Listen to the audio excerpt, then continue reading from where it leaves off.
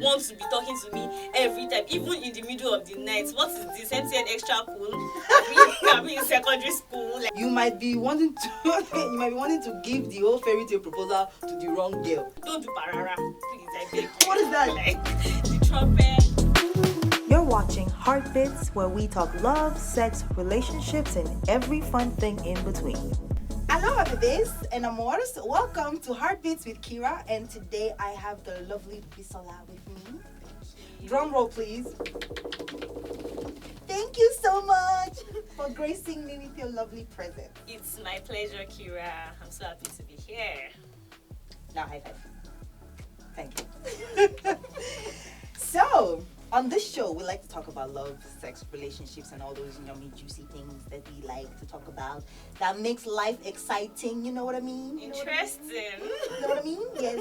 So, I've invited you here today to just gist with me, and let's just talk about some things, you know. Sounds good. Yeah, because I think I know that there is a Mr. Somebody. Somebody's son has found you. Yes. So, how is that going? Well, it's going good. Okay. It feels good to be double. Oh, she touched her neck and adjusted her hair. It's good. Hair a bunch of times. He's doing it right. So yes. I'm happy. I'm actually happy to know that. Actually, that's a very good tell. Yeah. So tell us a little bit about yourself and what you love about your relationship currently.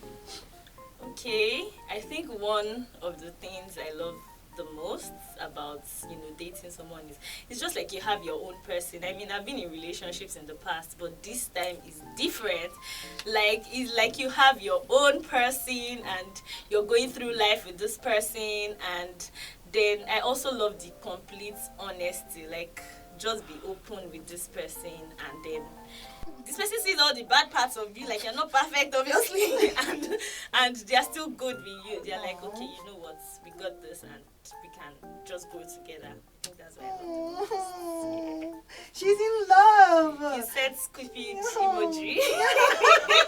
She's in love. I love it. Oh, see, this is great because I like to see people in love because I think that love is the greatest thing in the world. I'm serious. Then right behind that is money. Yeah. Okay. So anyway, I wanted to ask you some questions, like, yeah. Now that you're Mr. Somebody. By the way, you're watching this, gentleman. You better sit up and feel proud. But continue. You understand what I'm saying? Continue. Don't slack. Do more. All right. So, what if he decided that he was gonna pop the question? Would you prefer he plan the whole 9 yards and do it like somewhere public with your family and your friends and one kind of surprise and doing fireworks, or something like quiet, cozy at home, just you and him down on one knee, that you guys gist everybody later? Okay, I think number one, I hate public proposals. I'm just going to be very honest. She puts pin in my balloon. I think it is ridiculous, and I don't know. Maybe other people might like it because it holds meaning for them. Okay. But for me, yes, while I would like it to be intimate, like between us, I still like him to be creative with it.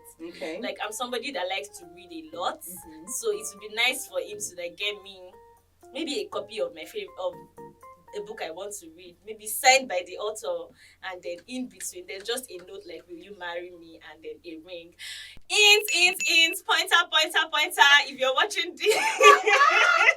My kind of girl. So keep it simple, but then let it also show that you know me so well and you pay attention to the things that interest me, and you're being creative about it. Don't just come and give me the ring and be like, will you marry me? And I don't have to say yes. Like, there's no romance, there's no drama in it. But don't do parara. Please, I beg you. What is that? Like the trumpets. Oh, okay.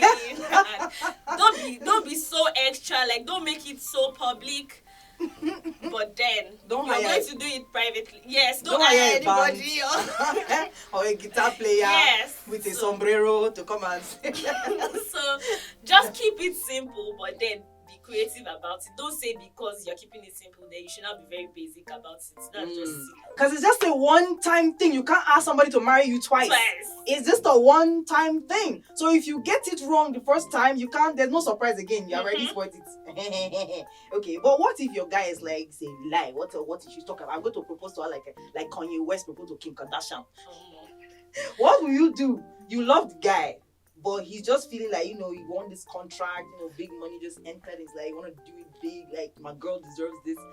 And he feels like you're going to forgive him because you love him so much. So he goes Okay, I think the person I'm dating now is just as low-key as I am. Okay, two peas in a pod. So I think that chances of him wanting to go all public is going to be very reduced. But I mean, if he just got like a shit ton of money from something and he wants to do something nice, we can do many nice things. We can go for a vacation. You can propose to me in the comforts of a place, your space, my space, and then we can go for a vacation after.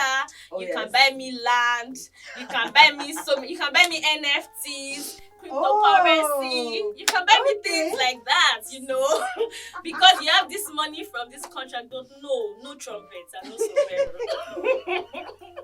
Okay, all right, cool stuff. So first of all, I have to even point out the fact that you're so you're up there with technology. She knows all about NFTs. Like those are like the big deal according to them right now. It's money now. The hottest thing on the block right now. Okay, now if you wanted to advise someone who wanted to give a public proposal, especially because we see all these ones that just literally disaster does not cover it. Disaster does not even cover it. So what's the advice you give to someone who insists that they want to do a public proposal? Go. Okay, I think if you want to do a public proposal, have an idea. Like, if you can't ask this lady directly because obviously you're trying to surprise her, she ask friends or family, people that are close to her. You can just ask them to get their opinion on how she's going to handle it. Like, you have to be sure that she's going to want this, because people have their love languages. If you're the kind of person that likes public displays and your partner doesn't like something as loud, as maybe their love language is different, and you're trying to force something just because you like it on them, it might not go well. So you need to just be sure that this is what this person would love. And then I would always advise that when you are planning something like a proposal, you can't do it alone. That's where our family and our friends come in. So they would help you in terms of what she likes, the location. They'll even be the ones to help you bring her there, because obviously it's a surprise and you don't want her to know. And then if you can afford it, just get an event planner or someone that can plan it. If you can afford it, it's better to just leave those little details to someone that is a professional, because they will know how to spice things up and make it look good. Most importantly, actually know your person. Know your person, because you might be wanting to give the whole fairy tale proposal to the wrong girl, and then she will walk away from you and leave you kneeling down in the middle of a mall. In the middle of and a someone mall with the camera in your face recording it, and then the next one is on Insta blog, and it ends in tears. That's second-hand embarrassment. It's real. Is it second-hand or is it first-hand? Because you are really witnessing, you are living it. For us that are watching it on the phone, it's like me that I'm watching it on the phone. I'm feeling embarrassed. Like we're embarrassed on your behalf. So please don't. That sucks. Okay. And then I want to ask you something, right? So me, I'm a single Pringle.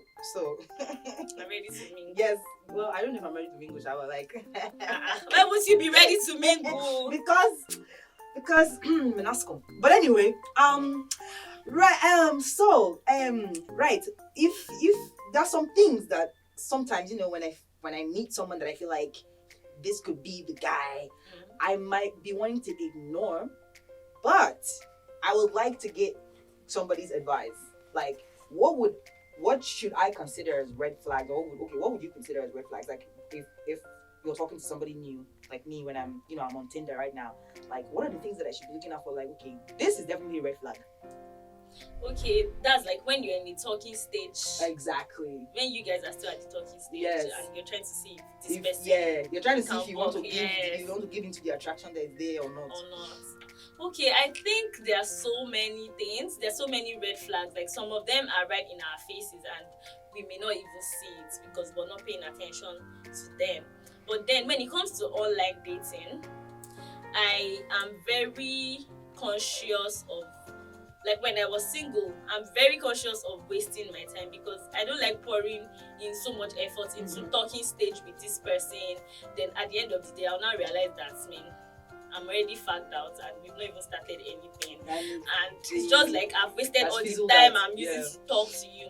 So there was this guy that it was during lockdown. Lockdown allowed a lot of so he allowed a lot of language, but he allowed a lot of things that normally you would not be interested in, but it's just because of lockdown and we have time on our hands and we just talk to someone. So there was this guy that always, my friend created this WhatsApp group during lockdown, and then we just used to talk, we used to share a bunch of things from the group, and then there was this guy from the group and he sent me a message and we started talking, and I realized that this guy literally wanted to call me every time. Bruh, I'm working from home. We're in the middle of a pandemic. Everybody's mental health is taking a nosedive. You can't want to be talking to me every time, even in the middle of the night. What is this? MTN extra pool? I'm in secondary school. Like, do you get? So that was like a huge turn off for me. And then my guy was looking for a therapist because it was just like I flipped on this guy. I felt bad because of how I handled it. I felt I should have handled it better, but then I just stopped taking his calls so much that he realized that I didn't want to talk to him again. So that's just like online dating. Like, don't waste my time. Like, have a life. Don't suddenly become so obsessed with me that you can't face anything else. You want to talk to me. It's not real. It's not going to last, because if we start dating, you're not going to keep up that energy. It's not possible, because you're also a young person. You live in Nigeria. You're trying to figure out even if you don't live in Nigeria, you have a life wherever you live, and then it's not going to be sustainable. So don't start with it. When I feel like that's another thing too, that I when you say this now, I remember in like some time in the past, like, those are the things that I should have seen as the red flag. Like, when somebody constantly is bombing you all the time, like they want to be talking to you all the time, like, that's a red flag, because you're like, is it that there's nothing else for you to do, or you're just trying to get me to a place where I'm so used to talking to you, like, so that, I don't know, it's a, well, they call it the love bombing. Like, it's, you just keep talking to this person, and then next thing you know, you realize that you're in a place where you're kind of like codependent to them, and then when they the worst part is that it's for fun. Thank you. It's for fun. You just wake up one day and realize this person is not talking to you, and you not feel like you've lost something. Yes, but it wasn't anything. It was just the fact that you were just talking every day. It was just some stupid mundane stuff. And the person was probably using you to distract themselves from something else in their own life. Exactly. That's a red flag. So, and another red flag for me is this online dating thing. All these people that keep texting you, have you eaten? Why are you asking me? If you want to ask me if I'm eating, you better be sending me food or money for food. I'm not hungry, but if you're asking if I'm eating, then you have money to send me. Because send it. Because like, why are you asking me? The because the amount of messages that have asked me, have you had breakfast? Have you had lunch? If I translated that into food, I'd be jolly right now.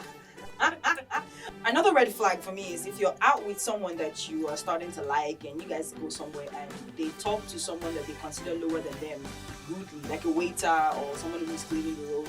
Just know that this person is only a matter of time before they start to see you as less eventually, and then they're going to start treating you that way. So the way they treat other people around you, eventually will transfer to you. So watch that out.